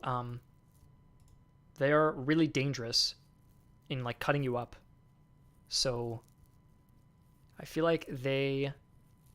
And hussars aren't really meant to be shooting, so I'd actually lower their base accuracy from normal light cavalry.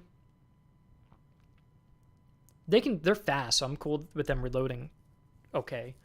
And then in melee, maybe they just hit incredibly hard. And there's not many of them there, so you can't...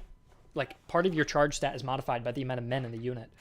So 50 sounds like a lot. Sounds like the better heavy infantry, but there's only 400 of them there. So they're actually... They probably won't beat the heavy infantry unless you can kill a lot of the heavy infantry down and get them on an even playing field. So yeah, Matthias. Yeah, I agree with you. I did the higher charge stat. I think it's Matthias, right? Wiesenfeld.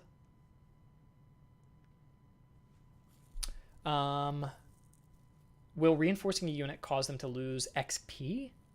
I've been asked about that a lot, and I don't think so for now. We could add that feature in later, but for now, no, because I think there's already problems with refilling units, and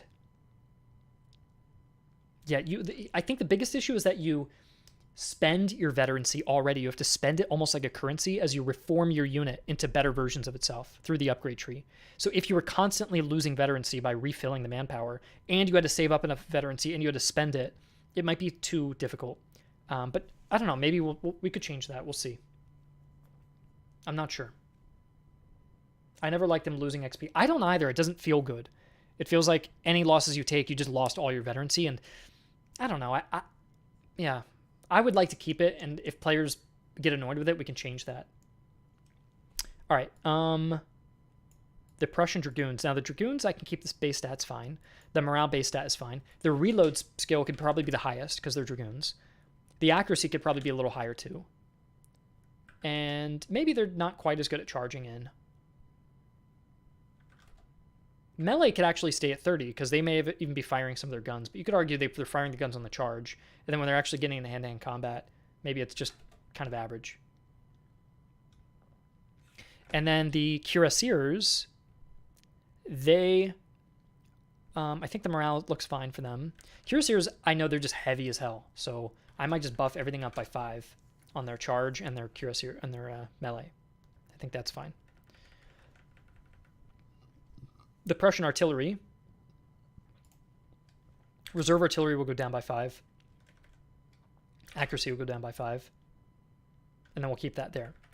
And then horse artillery, we already just buffed that they can just run faster. I think that's cool. Now we're at the final part of the Prussian tree, and then we're done with Prussia. Which the only thing that does suck is we have 5 other countries to do. At least, though, what is cool is once you get these base stats down, you can start comparing units. You can be like, oh, okay, let's take the Freijager unit, copy, paste, and then you just tinker it. You're like, let's do Freikorps infantry, but it has this twist. So once you get one nation down, the ball does get rolling, and you can start moving and bouncing other units. But, you know. Will each individual unit have its own amount of XP? Yes, they will. Not each soldier, but each regiment will.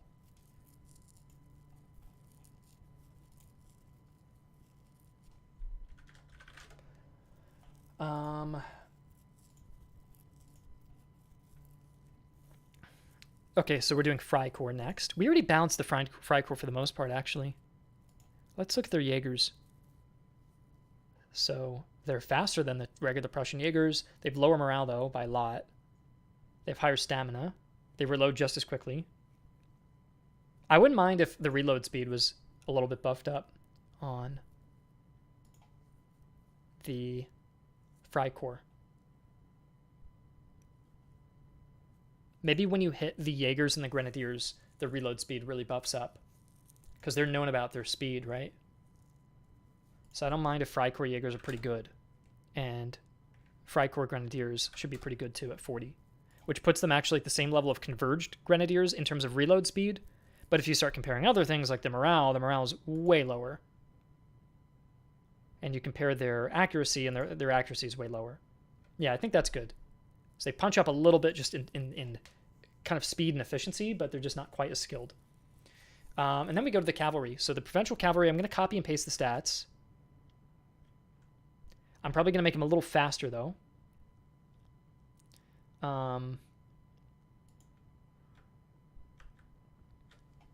And lower their... So I'm going to make them the same as like regular Prussian cavalry of hussars and provincials, but I'm going to make them a little faster. And I'm going to lower the morale a little bit. And maybe the stamina goes up a little bit.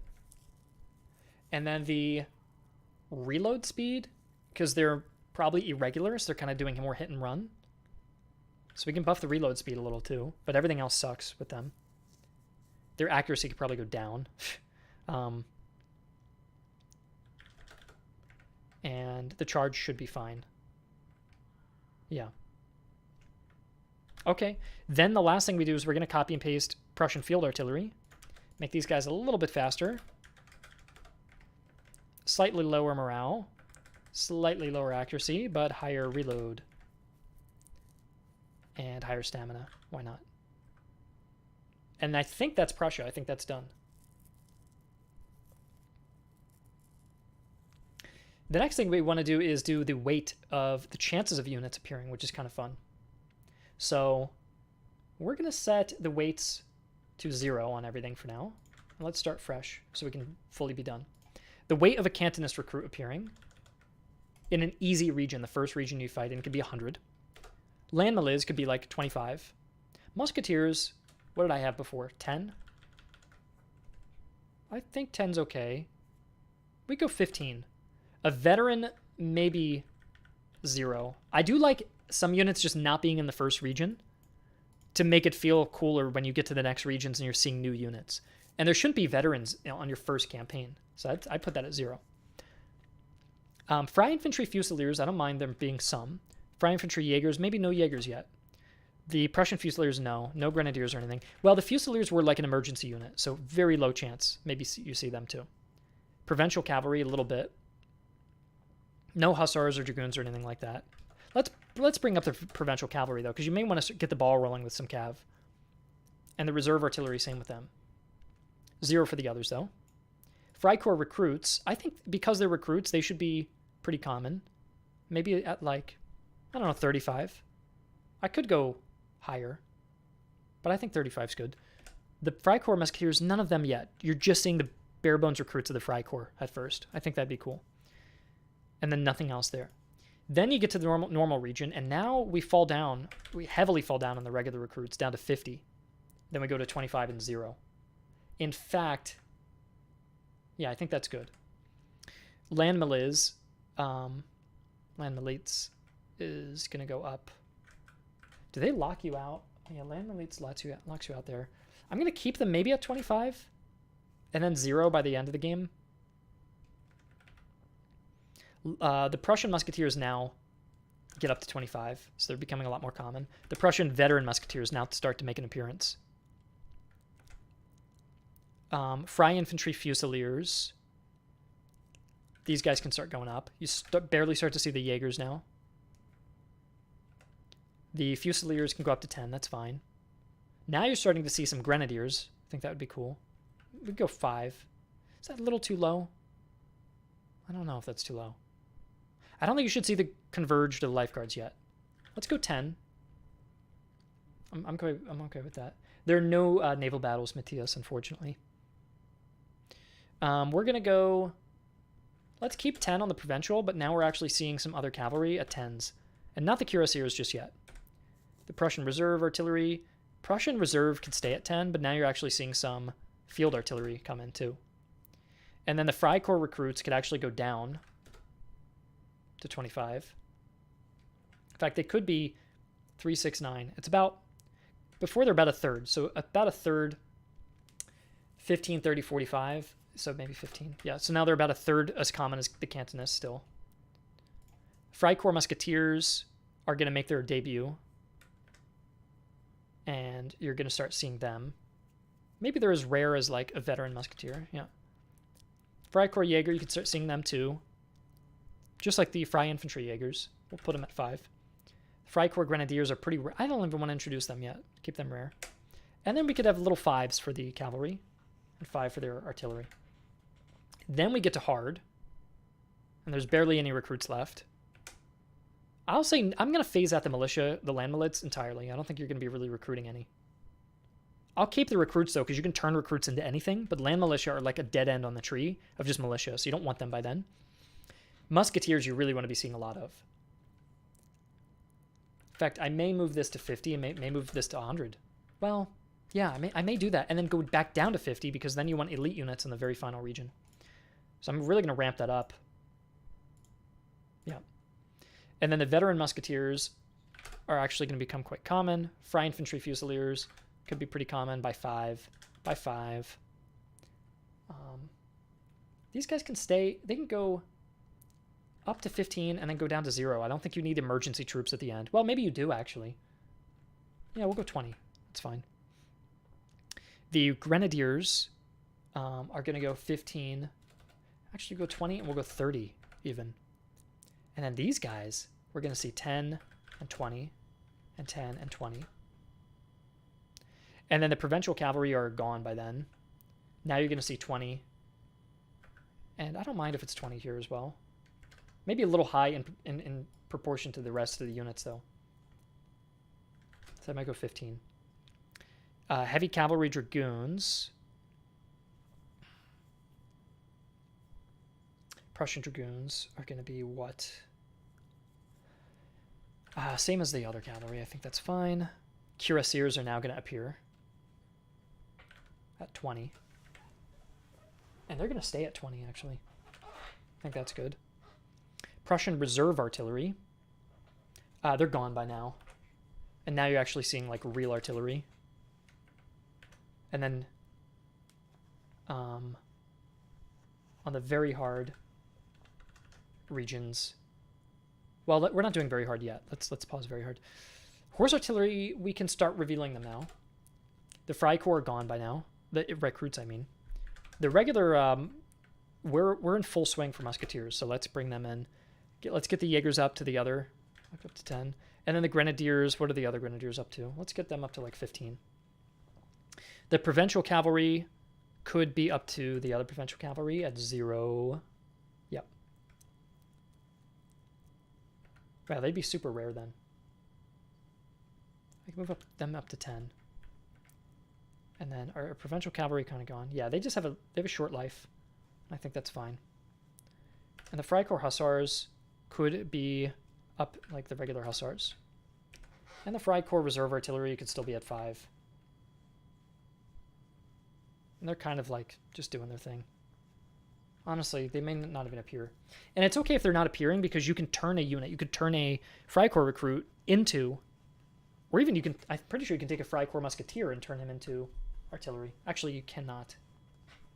So, yeah, it's important to get recruits early game because they're just not going to be as visible later on. In fact, we still probably want to see some by the hard region. There. Will each unit have their own positive and negative perks that they gain based on what happens to them? I don't think so, Timmy. I think the way we represent that is just through veterancy. So they have their own unique stats, and then as they gain veterancy, those stats kind of improve over time. But yeah, these weights are now done. I just have to do the very hard weights. No Cantonist recruits, no militia, please. Veteran musketeers can be just as common as the regular musketeers. Fry infantry. You know, it'd be kind of funny. I don't think we should do this. But historically accurately, you know what would be kind of funny is if easy is the first region you go to. Very hard is your final region. Imagine if the ratio of good units, like a really elite units, starts off at like none. So you have region 1, 2, 3, and 4. And so it's like no elite units. And then it picks up a little bit, and then it peaks.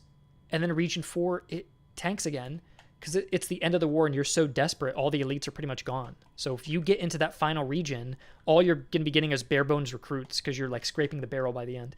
I don't think we should do that because I think for gameplay purposes, if you got to the final region and you had no elite units to buy, that would feel like kind of crappy. So I think I'm going to do it more like this.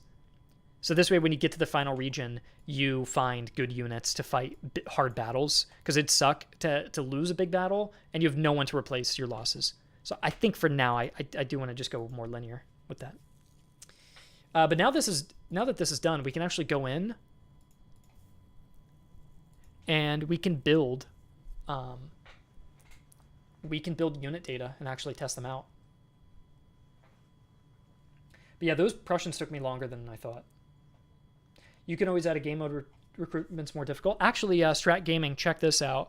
We don't have a normal difficulty system, but I was showing off earlier in the stream. We do have a thing where you can turn on challenges. That's how you unlock new armies. And these challenges alter the game in a particular way. And you could turn on as many challenges as you want to. So if you wanted something to make recruitment more difficult, you have the Rebel Uprising challenge to turn on, which makes recruitment cost 50% higher. Or you could turn on Endemic Desertion, and it reduces the amount of recruitable units you can find. Or you could turn both of them on, and now it's an extreme challenge. Where there's rebels, your troops are more expensive to bring them into combat. There's, desertion rates. I wonder if those names should be switched around though, but let me think. Or the effects. Desertion, units becoming more expensive. Rebel.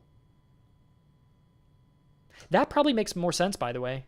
It's funny I brought that up because I changed this earlier today, or I wrapped these up earlier today, but looking at it, Rebel Uprisings should probably result in less recruitable units. And endemic desertion should probably mean more expensive units. It should probably be reversed, right? Or do you think it's fine the way it is? Because you could explain it as you have desertion, so there's just less guys to recruit at stores, at villages, I mean. And then if you have rebel uprisings, your troops are more expensive because you're spending more money and resources trying to put down rebellion somewhere else. So you could kind of explain it either way. Or the other explanation is you have rebel uprising, so there's less troops available to buy because your troops are out campaigning trying to put down rebel groups somewhere else. And then desertion means troops are more expensive because nobody wants to join the army and people are just leaving. So I don't know which do you guys, what makes more sense? Basically what I'm trying to figure out is mix and match the effect to the title, what sounds more like the result of. Yeah, it could kind of work both ways. I'm just trying to see what's more intuitive.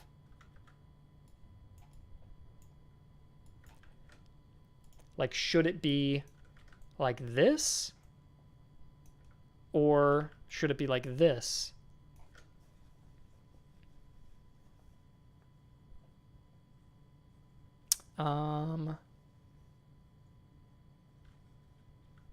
I don't mind leaving it as is, because I think you could explain it either way.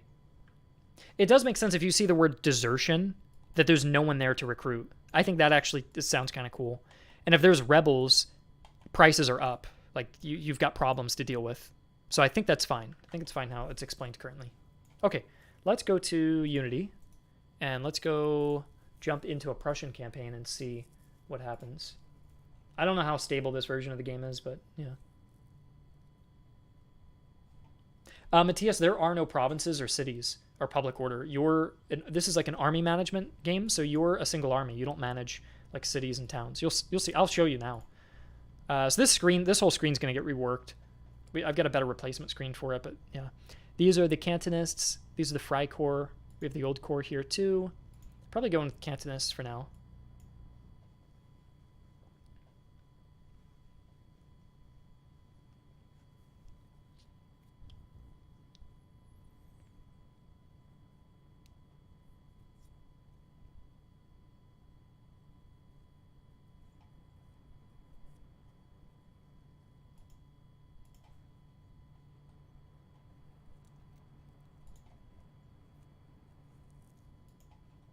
I don't know why this is taking a while to load. It shouldn't be taking this long. Oh, there we go. Okay, so we choose where to campaign. Britain's not fully in yet, so I'll want to attack the Austrians. The placement of the armies is random as well. And who you're at war with is random, right now at least. This map is going to be redone, by the way. We've got a really cool design. Check this out. Let me find a good comparison. So look at the... I'm just using cheats, by the way, to move around, but look at the forests and the mountains. Look what we're going to replace them with. This is a work in progress, so don't judge it too harshly. We're still sketching it out. But check out the new version that we're in the process of working on. That would be the replacement. It's going to be 2 times the resolution. So the forests are going to look like actual trees, and the mountains will look really detailed. And look at the roads, too. They're pretty thick. These roads here are like tiny and pixelated. So we're going to try to replace it with like larger paths. So like that new map is going to look really, really good. And even from far away, this map looks good, right? So I think when we replace it with this is just going to look... It's going to look like an old Lord of the Rings map when you're zoomed out, which I think will look super cool. Like you're actually adventuring to an extent. All right, so let's teleport around. Let's find a shop. This guy's defending the shop. Let me just try to sneak in. Oh, no, he's going to try to get me. Okay, yeah, some AI will have like little missions to go guard areas. Let me just go to an undefended area. And if I go to recruit, now I mostly find Cantonists. We have a musketeer here. And my army's broken. God damn it. I think Seb is messing around with the army. Unless my army's just not loading in. Let's see. No, yeah, he's still working on it. Okay. Let's go into battle and move around.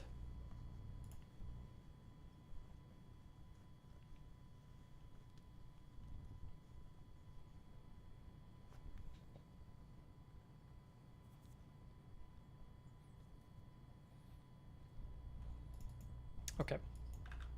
Ignore the cannons. We are still reworking artillery right now. Okay, so these guys all have their new speeds, I'm pretty sure. Let me check that this is right. So their melee is 5. Is that what we set it as? We set it as 10, but it might be because they have a crappy weapon that's reducing it, which I think it probably is. Yep, there's their speed. A little slower than normal. See how the musketeers are a little faster? So this is based on all the numbers that we just set. So the Cantonists are a little slower. We can run these guys. I think that's good. We can drag them out.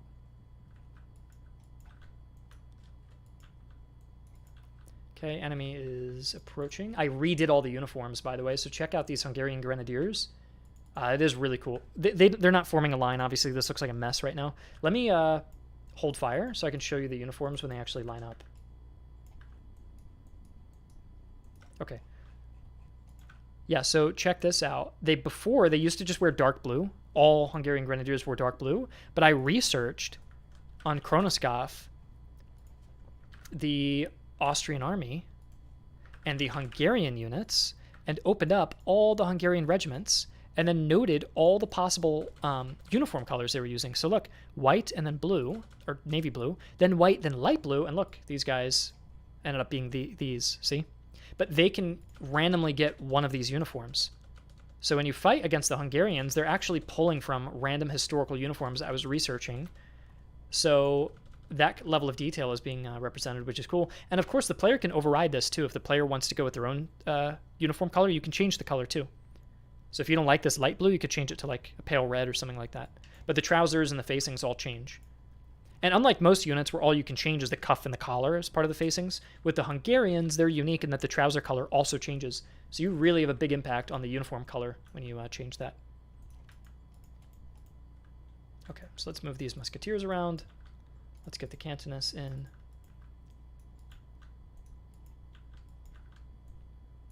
Okay, they're firing at us. No, do not charge, you idiots. There we go, form line. Taking a little bit of morale damage already. I'm going to try to get on their flank and hit them. Move these guys up a little further. They're reloading. Are these guys going to shoot? Or do I have an ammunition problem? Can we shoot? I think we can. Yeah, we just shot. I don't know why these guys are refusing to fire. Oh, now they're shooting. Good.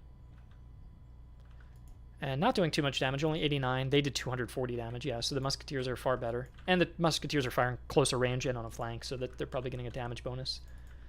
Okay, reloading. This is what I mean just about fast forwarding, but I think the damage is actually pretty quick. Like, they're about to break already. Yeah, they're already broken.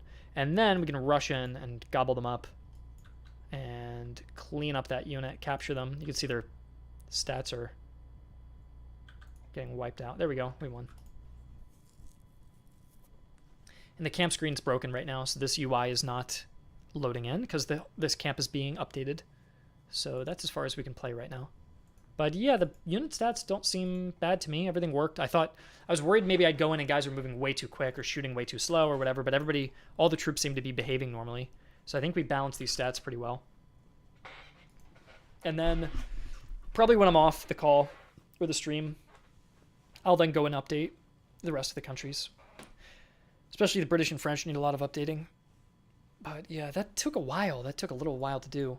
I mean, there's only 5 nations, so if each nation took me like 2 hours to do, then it's not too much work to get all the countries done if I just do them in one sitting at a time.